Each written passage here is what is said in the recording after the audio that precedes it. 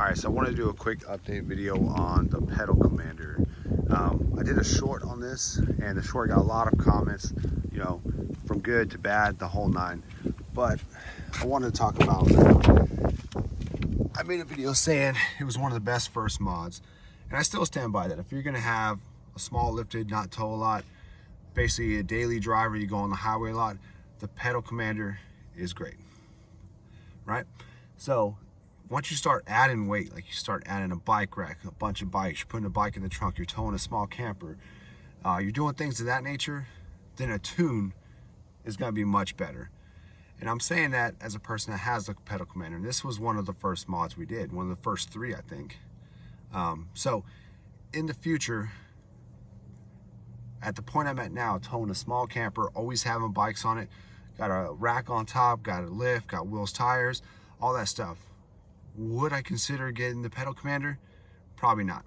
I would probably go with a tune.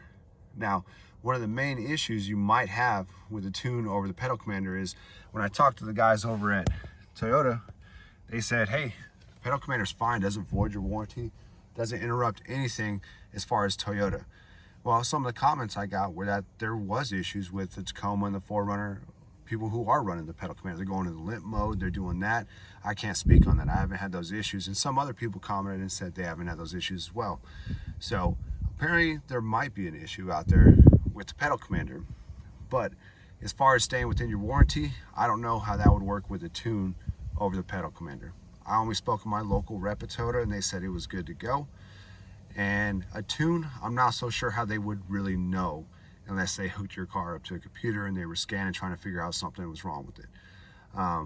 But the point of this video is to say that I still stick by my words when I say the pedal commander is a great first mod. It's a great mod for driving around the city, driving on the highways.